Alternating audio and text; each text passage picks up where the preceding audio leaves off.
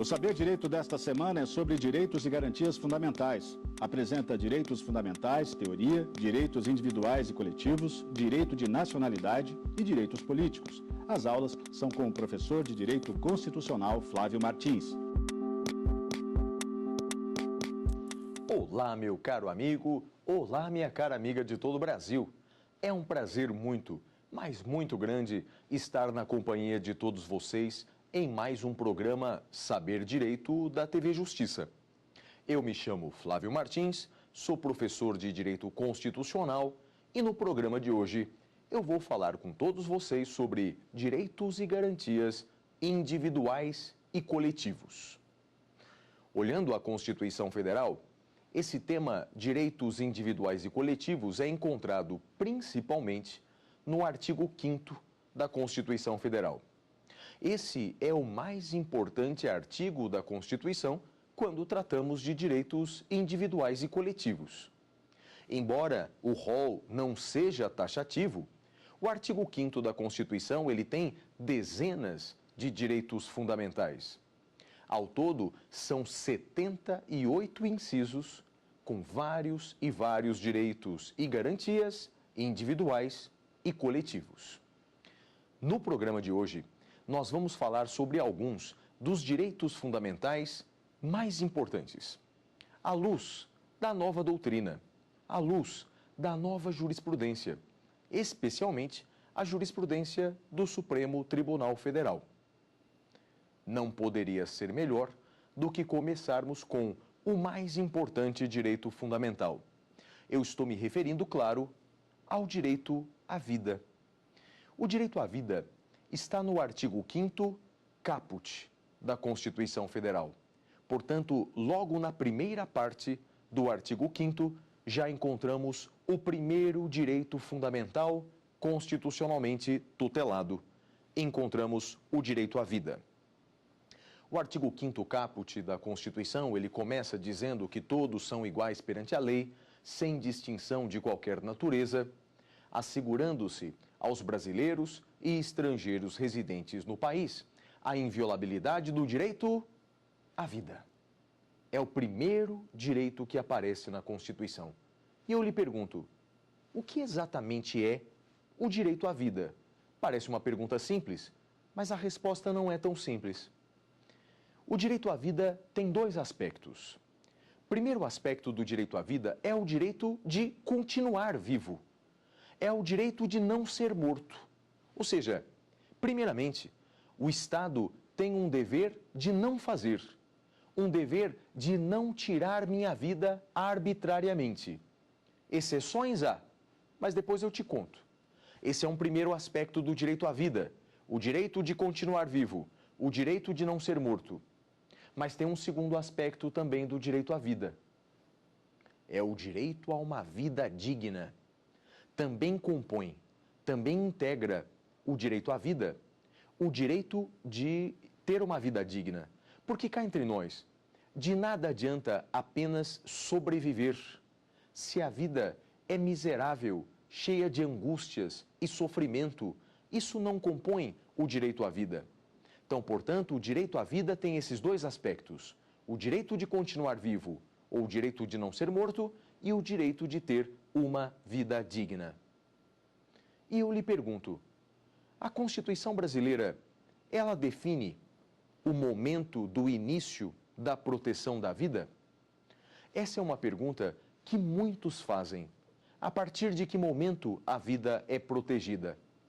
É uma pergunta tão, mas tão importante que eu creio que algo sobre esse assunto foi indagado por um dos nossos telespectadores. Vejamos a primeira pergunta do programa de hoje. Eu gostaria de saber a partir de que momento a vida é protegida pelo direito constitucional. Realmente, essa é uma pergunta sempre feita por não só pelos operadores do direito, mas pelos estudantes e até mesmo pelo legislador. A partir de que momento a vida é protegida no Brasil? A partir de que momento o direito constitucional protege o direito à vida?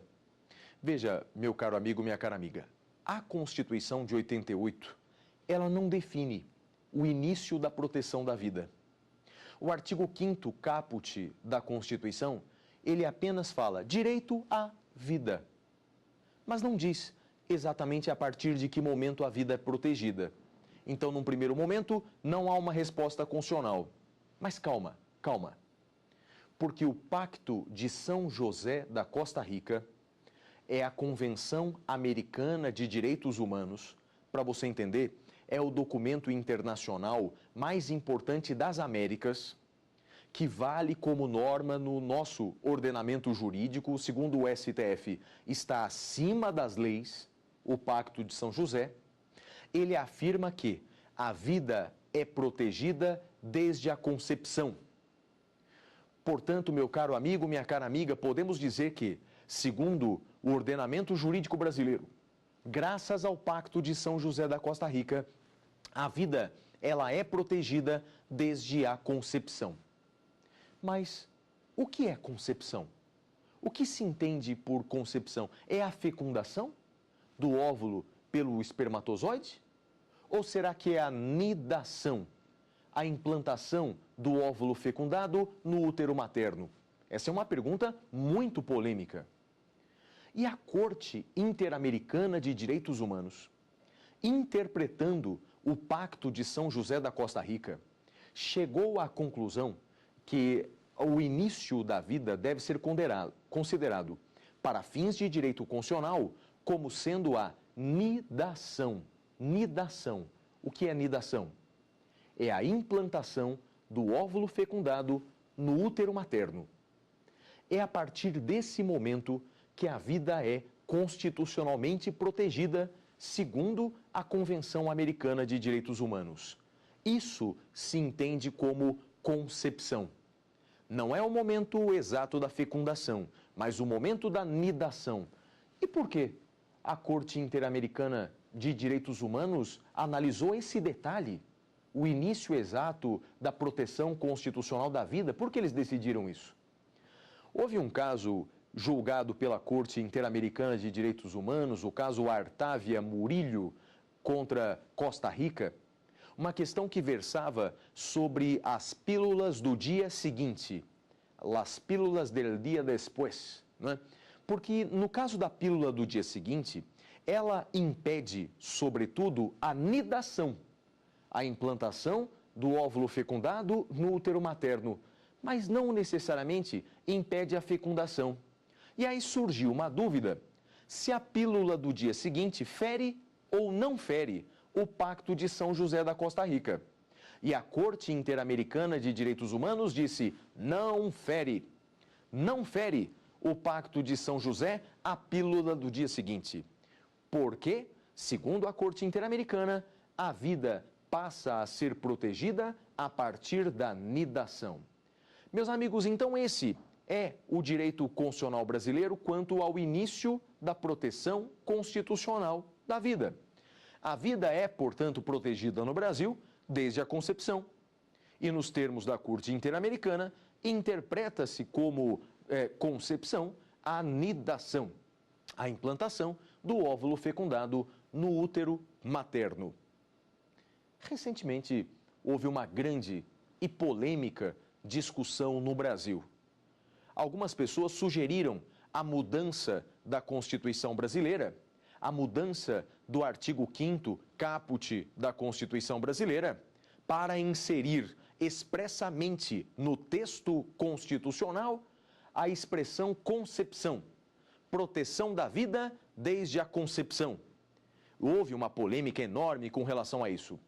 Mas, analisando friamente o que eu acabo de lhe explicar, meu querido amigo, minha querida amiga, essa mudança constitucional é desnecessária, porque o direito brasileiro já protege a vida a partir da concepção.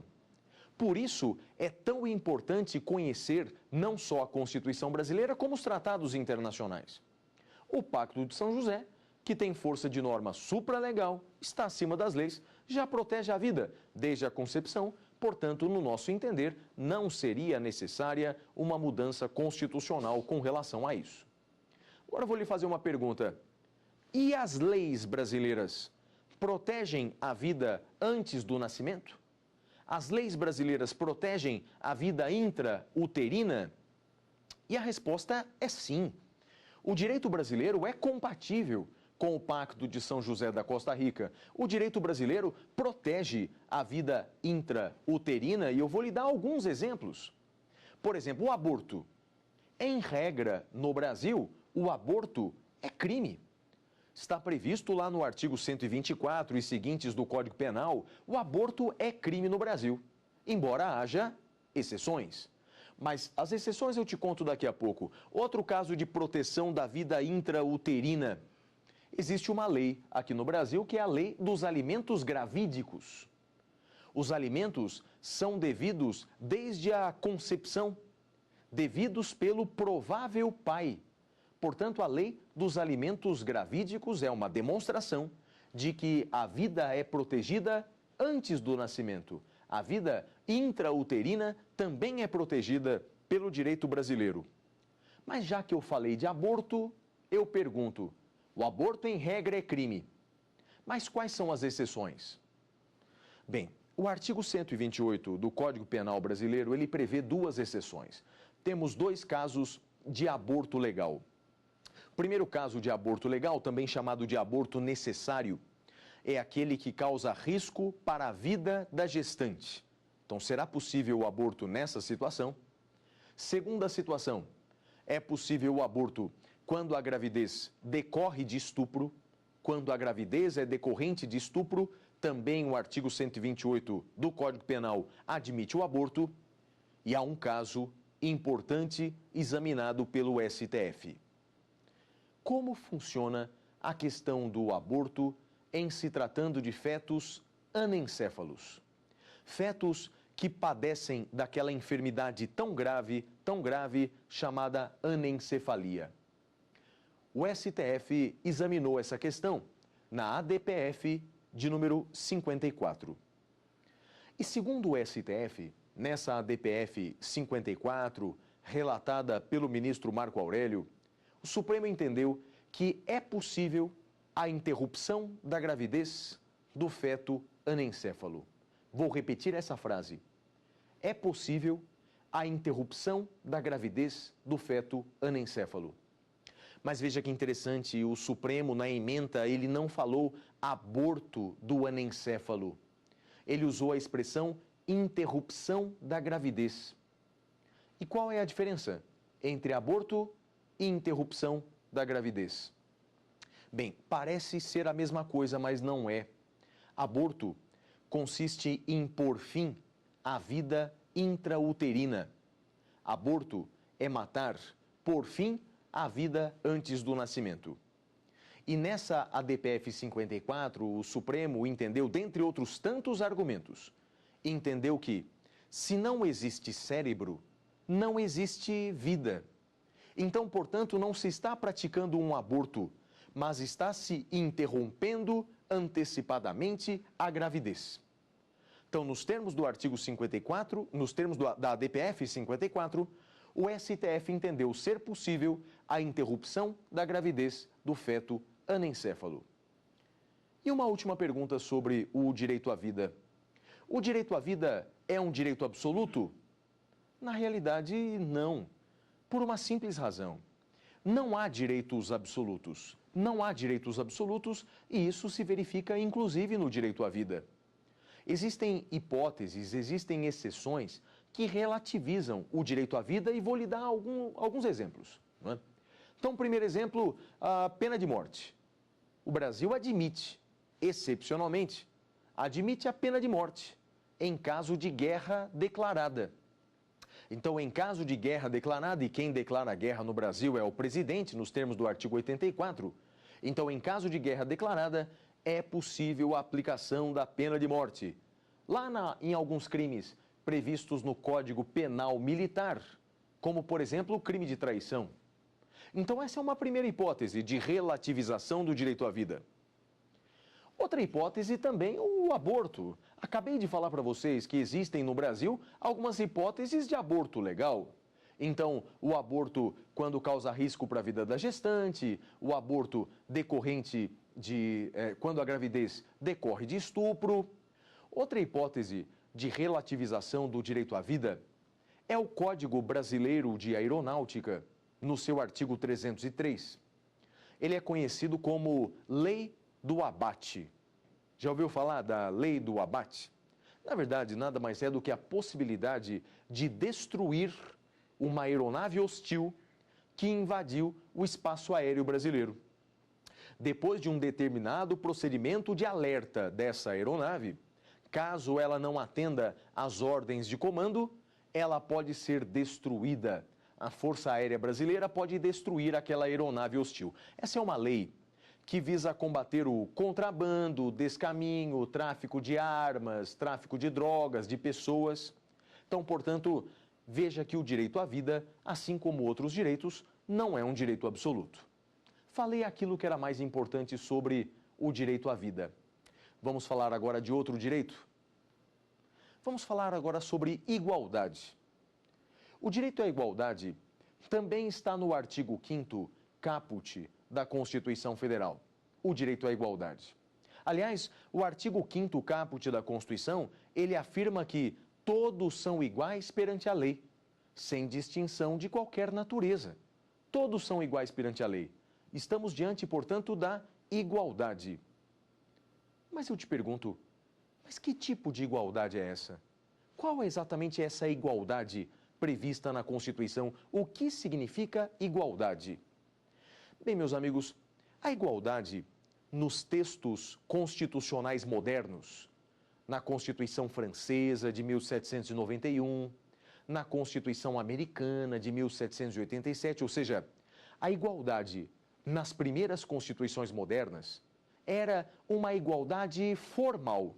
Igualdade formal, o que é isso? Tratar todos de forma idêntica. Isso é uma igualdade formal. Não importa se é homem, se é mulher, se é rico, se é pobre, se é doutor, se é analfabeto, se é branco, se é negro, não importa. Todos têm um tratamento idêntico. Isso é a igualdade formal. E realmente, nas primeiras constituições modernas, era a igualdade que se queria. Se queria naquele momento uma igualdade formal. Sabe por quê? Porque a intenção naquele momento era acabar com os privilégios. Já ouviu falar daquele lema da Revolução Francesa? Liberdade, igualdade, fraternidade? Pois é, o igualdade do lema da Revolução Francesa, o igualité da Revolução Francesa, era uma igualdade formal. Queria-se naquele momento acabar com os privilégios do clero, da nobreza. Então se dizia na época, vamos acabar com esses privilégios, todos vão ter o mesmo tratamento, tratamento igual, tratamento idêntico. E assim começou a igualdade nos textos constitucionais, uma igualdade formal. Mas o tempo foi passando, as décadas foram passando, e se chegou à conclusão de que tratar todos de forma idêntica parece ser algo muito justo, mas numa sociedade muito desigual, mas muito desigual, tratar todos de forma idêntica pode ser muito cruel. Pois imagine, você tem duas pessoas completamente diferentes. Um milionário, outro miserável. Um cercado de todas as farturas do mundo, o outro na absoluta miséria. Se você dá aos dois o mesmo tratamento, você não está igualando ninguém. Você está sendo injusto. Você está condenando aquela pessoa a ser uma pessoa diferente. Então, portanto, como diz o falecido professor carioca José Carlos Barbosa Moreira, a igualdade formal, em vez de igualar as pessoas, acaba eternizando a desigualdade, perenizando a desigualdade. E é por essa razão que se passou a ter uma visão diferente da igualdade. Passou-se a ter uma visão diferente. A igualdade material. E o que é a igualdade material? É tratar desigualmente os desiguais, na medida da sua desigualdade. Tratar desigualmente os desiguais na medida da sua desigualdade. O primeiro a prever esse tipo de igualdade foi Aristóteles, na Grécia Antiga. Veja, portanto, que não é uma discussão nova. Aristóteles já falava dela. No Brasil, Rui Barbosa talvez tenha sido um dos primeiros a falar da igualdade material. Tratar desigualmente os desiguais, na medida dessa sua desigualdade. E é a igualdade buscada pela Constituição. Nós encontramos vários dispositivos constitucionais, vários dispositivos legais que mostram a busca por essa igualdade material. Um tratamento desigual dado aos desiguais. Deixa eu dar alguns exemplos para vocês de igualdade material, de tratamento desigual dado aos desiguais. Veja alguns exemplos. Imunidade parlamentar. Imunidade parlamentar. Está no artigo 53 da Constituição Federal. Os parlamentares, eles são imunes penal e civilmente por suas opiniões, palavras e votos. Opiniões, palavras e votos. Então veja a diferença. Eu, Flávio, nesse programa Saber Direito, se eu começo agora a destilar todo o meu ódio contra uma determinada minoria, imagine, por exemplo, um grupo, os argentinos, começo a destilar meu ódio aos argentinos, ou qualquer outro tipo de minoria. Meus amigos, eu posso terminar o programa e sair preso. Então, portanto, veja, eu, professor, se eu começo a falar algumas barbaridades aqui na aula, eu posso sair preso dessa aula.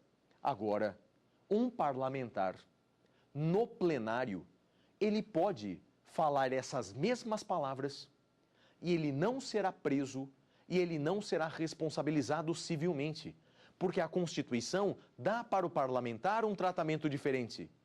E por quê? Ele, parlamentar, e eu, professor, temos um tratamento diferenciado. Ora bolas, ele é parlamentar. Essa imunidade visa a garantir o livre exercício da sua função parlamentar. Portanto, estamos diante de uma igualdade material. Um tratamento desigual dado aos desiguais. Outro exemplo. Se eu pratico um crime, eu serei denunciado pelo juiz estadual, juiz federal, a depender do crime, e serei denunciado pelo MP e o juiz federal ou estadual vai receber aquela denúncia. Então, se eu pratico um crime, serei denunciado e o juiz federal ou estadual receberá a denúncia.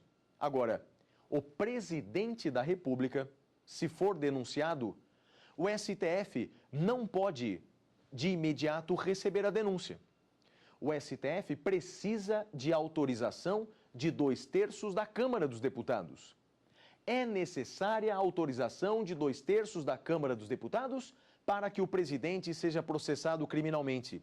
Eu não tenho essa característica, eu não tenho essa garantia, mas o presidente da República tem. Porque, ora bolas, ele é presidente da República.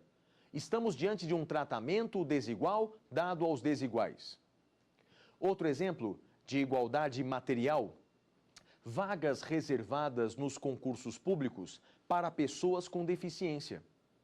O artigo 37 da Constituição Federal, ele assegura que todos os concursos públicos devem ter vagas reservadas para pessoas com deficiência.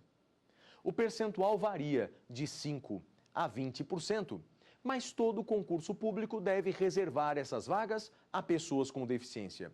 É mais um exemplo de igualdade material. E uma pergunta interessante. E naqueles cargos públicos que exigem um desforço físico? É o caso de delegado, agente da polícia, investigador. Nesses cargos, sobretudo os cargos policiais, que demandam um desforço físico, pode o edital do concurso suprimir essas vagas? Pode o edital do concurso eliminar essas vagas? Segundo o STF, que já decidiu acerca desse tema, não pode o concurso público suprimir essas vagas. Não importa a função que será exercida, se terá um desforço físico ou não, não importa. Todo concurso público deve ter essas vagas reservadas para pessoas com deficiência. Durante o certame, durante o concurso, é que nós vamos verificar se aquela deficiência apresentada é compatível ou não com a função que será exercida. Então, não pode, então, o edital do concurso, a priori, eliminar essas vagas das pessoas com deficiência. E agora eu vou lhe dar o exemplo mais importante e polêmico de igualdade material. As chamadas ações afirmativas. Uma expressão que vem do inglês, affirmative actions. O que são ações afirmativas? São políticas públicas temporárias, destinadas a dar a certos grupos historicamente desprestigiados um tratamento diferenciado. Veja então esse conceito que eu te dei. Então, políticas públicas temporárias. As ações afirmativas, elas são temporárias. Elas devem existir enquanto houver a desigualdade. Então, são políticas públicas temporárias. O que são políticas públicas? Ora, são ações das mais diversas ações do Estado, seja no âmbito administrativo, seja no âmbito legislativo. Então, são políticas públicas feitas por todos os órgãos estatais de forma temporária e que visam a dar a certos grupos, historicamente desprestigiados, um tratamento diferenciado. E eu vou lhe dar o exemplo mais famoso no Brasil atualmente de ações afirmativas. São as cotas. O sistema de cotas raciais ou cotas sociais. Cotas sociais ou cotas raciais. Não é? Cotas sociais são vagas reservadas para candidatos pobres, ou cotas raciais, vagas reservadas para candidatos negros. Lembrando que na sistemática brasileira, negro significa preto ou pardo, que nos termos do último censo do IBGE, corresponde a pouco mais de 50% da população brasileira, é considerada, se autodeclara negra, preta ou parda, um pouco mais da metade da população, arredondando meio a meio, brancos e negros no Brasil. O problema, meus amigos, é que vários concursos públicos, vários vestibulares começaram a adotar esse sistema de cotas raciais. E a questão chegou no STF. E qual foi o posicionamento do STF? Eu lhe digo. Por unanimidade, eu lhe digo qual foi o posicionamento do Supremo.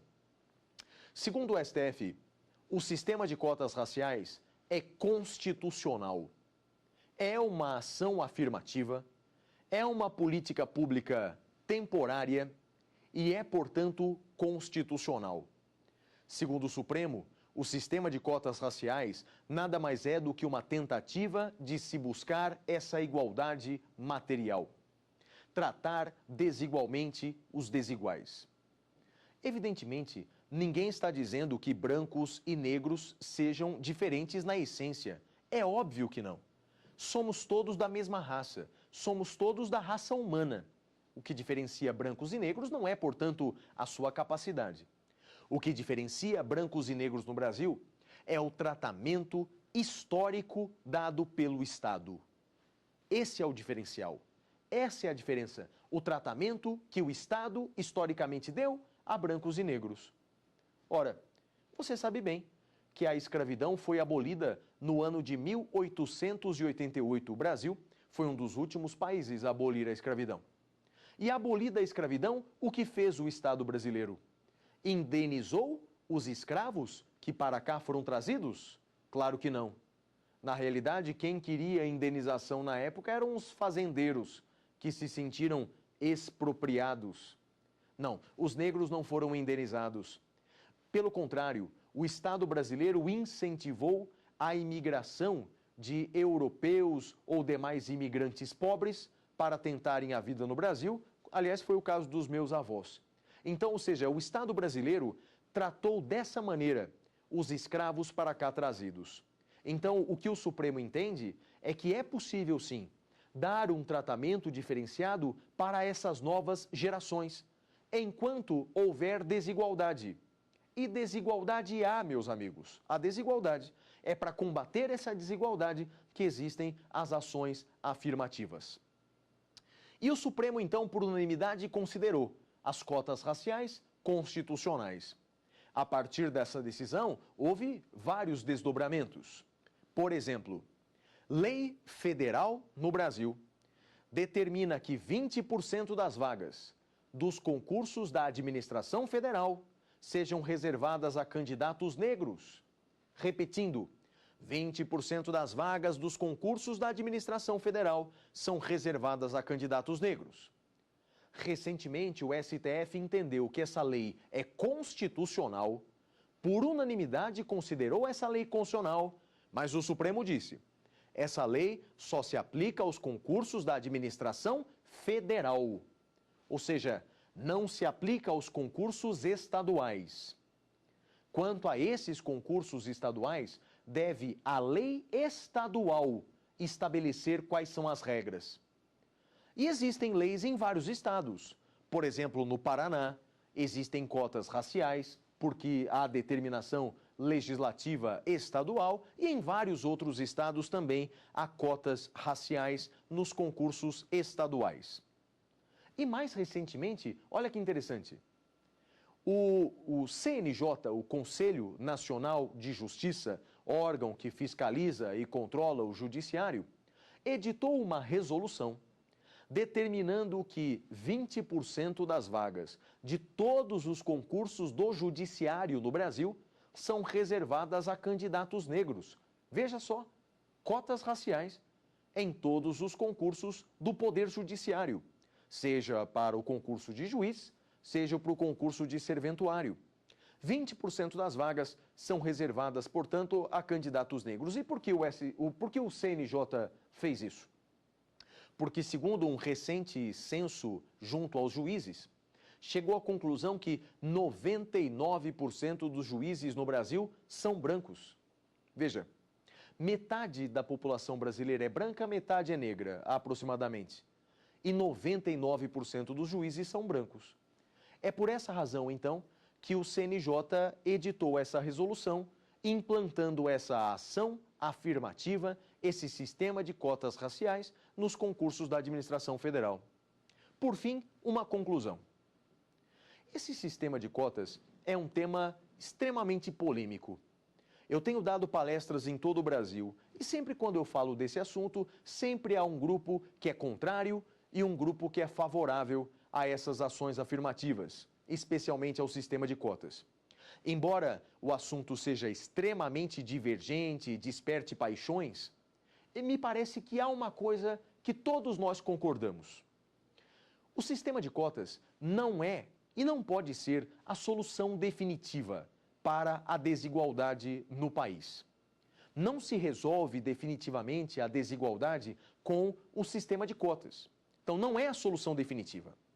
A solução definitiva todos nós sabemos: uma educação pública, gratuita e de qualidade, que dê a todos, a todas as crianças, a todos os adolescentes, as mesmas oportunidades perante a vida, não é? Essa é a solução definitiva. Todavia, até que isso seja de fato implantado no Brasil, as ações afirmativas são meio que um analgésico para aquele paciente que está gravemente enfermo. É um remedinho, é um esparadrapo, é um analgésico para o doente em estado terminal. Não é a solução definitiva, mas pode ser ali um remédio temporário. Essas são as ações afirmativas. Deixa eu falar com vocês sobre mais um direito fundamental importante: a liberdade de manifestação do pensamento. A liberdade de manifestação do pensamento está no artigo 5º, inciso 4 da Constituição Federal. Liberdade de manifestação do pensamento, artigo 5º, inciso 4 da Constituição Federal. Basicamente, a Constituição ela permite que todos nós possamos falar o que nós pensamos. Você tem a liberdade de falar o que você pensa entre presentes, né, com uma pessoa que está à sua frente, entre ausentes conhecidos, mandar um e-mail para uma pessoa, mandar uma carta, ou ausentes desconhecidos. Eu, por exemplo, nessa aula, estou falando com milhares e milhares de pessoas espalhadas por todo o Brasil. Algumas eu conheço, mas a maioria eu não conheço. E eu tenho a liberdade de exprimir o meu pensamento nessa aula, numa carta, pessoalmente. É a liberdade de manifestação do pensamento. Mas eu te faço uma pergunta. Esse direito é absoluto? A liberdade de manifestação do pensamento é um direito absoluto? Ou seja, eu posso falar tudo o que eu penso da forma que eu penso? Não, não é, meus amigos. Nenhum direito é absoluto.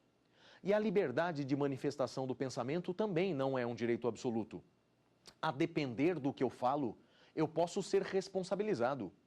Eu posso ser responsabilizado penal e civilmente. Veja, é possível responsabilidade civil. A depender do que eu falo, eu ofendo a honra, a imagem, a intimidade de alguém, eu posso ser responsabilizado civilmente. O artigo 5º, inciso 5 da Constituição, prevê as hipóteses de responsabilidade civil.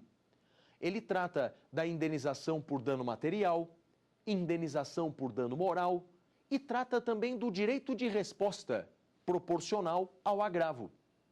Se eu fui ofendido indevidamente em um veículo de comunicação social, rádio, TV, jornal, eu tenho o direito de responder naquele mesmo veículo e no mesmo espaço que foi dado a ofensa. É o direito de resposta, hoje regulamentado pela Lei 13.188, que prevê que existe um prazo para ajuizar essa ação de direito de resposta, o prazo de 60 dias, a contar da publicação. Então veja, eu posso ser responsabilizado civilmente por conta daquelas palavras que eu proferi. Indenização por danos materiais, morais e até mesmo o direito de resposta. E além dessa responsabilização civil, é possível também a responsabilização penal. A depender do que eu falo, eu posso ser processado criminalmente. Posso ser processado por crime contra a honra, posso ser processado por crime de ameaça, posso ser processado por racismo, previsto na Lei 7716 de 89, ou seja, a depender do que eu falo, eu posso responder penalmente pelas minhas palavras. E aí, meu querido amigo, e aí, minha querida amiga, existe uma pergunta que não quer calar. É uma pergunta feita no mundo inteiro. E tanto é verdade que essa pergunta é recorrente, que eu tenho a impressão de que um dos nossos telespectadores tem essa dúvida. Vamos ouvir a pergunta do nosso querido telespectador. Qual o tratamento dado constitucionalmente ao discurso do ódio? Veja, meu querido amigo, veja, minha querida amiga, a pergunta da Bianca, uma pergunta interessante. Esses discursos de ódio, não é? É uma expressão que vem do inglês, hate speech, discurso de ódio. São aqueles discursos feitos contra minorias, contra imigrantes, imigrantes ilegais, muçulmanos, homossexuais, afro-brasileiros. Veja, discursos contra minorias, discursos de ódio. Eu tenho o direito de fazer esses discursos? Eu tenho o direito de, por exemplo, nessa aula, pregar aqui a inferioridade dos muçulmanos, ou inferioridade dos judeus, ou inferioridade dos argentinos, ou qualquer outra bobagem semelhante? Eu tenho esse direito? A Constituição assegura a mim esse direito? E a resposta, meu querido amigo, é não. A Constituição brasileira, a liberdade de manifestação do pensamento, ela não assegura, ela não protege os discursos de ódio. O hate speech, os discursos de ódio não são acobertados, porque no Brasil existe uma limitação que nós chamamos de limitação imanente, uma limitação interna desse direito fundamental. Só para você entender, não é? Os direitos fundamentais podem sofrer limitações. Limitações internas e limitações externas.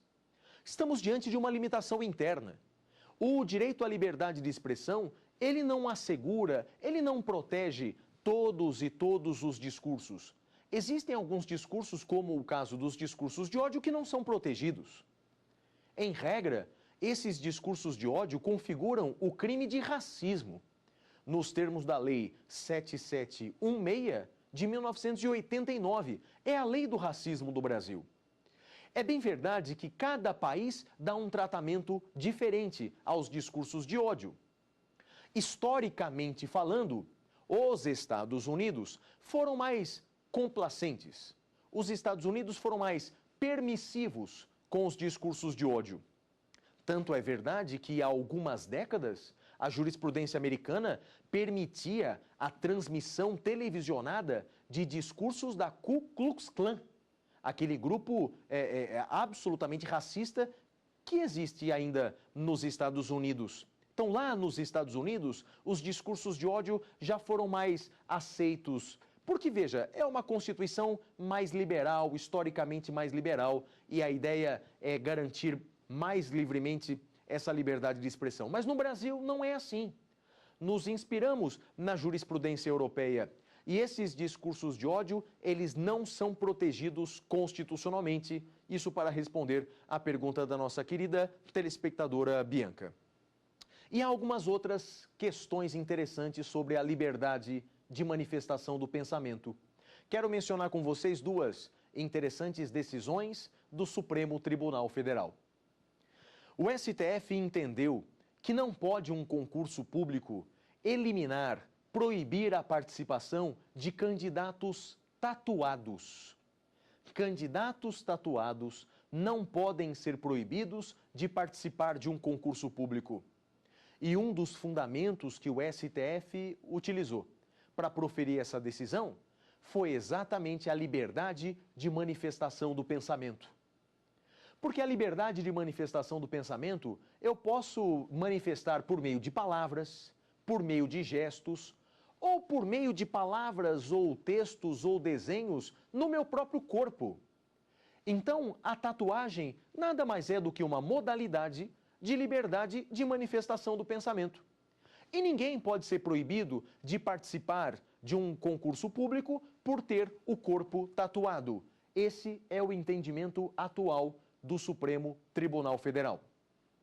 Outro entendimento interessante do Supremo Tribunal Federal no tocante à liberdade de manifestação do pensamento. É possível fazer uma marcha, é possível fazer uma manifestação pública pela legalização das drogas? Em vários países aí pelo mundo afora, algumas drogas já são permitidas, como a maconha, principalmente. É assim na Holanda, é assim em Portugal, é assim no Uruguai, em vários estados americanos. E aí eu te pergunto, pode uma pessoa ou um grupo de pessoas fazer uma marcha, uma manifestação pública pela legalização da maconha, pela legalização das drogas? O STF entendeu que é possível. No passado, alguns manifestantes eram presos nessa chamada Marcha da Maconha, a marcha pela legalização das drogas. Mas o STF entendeu que pleitear a mudança da lei, pleitear a mudança da legislação, não pode configurar crime. Pleitear a mudança da legislação não é crime. Ora bolas, somos uma democracia, somos uma república. O povo tem a possibilidade de se manifestar pela mudança da lei, pela mudança da Constituição. Isso é um direito democrático. Não pode configurar crime. Isso está embutido, isso está inserido na liberdade de manifestação do pensamento. E para terminar a análise minha do artigo 5º, inciso 4 da Constituição, temos ali no final a vedação do anonimato. Depois de garantir a liberdade de manifestação do pensamento, a Constituição, ela veda o anonimato. O que é isso?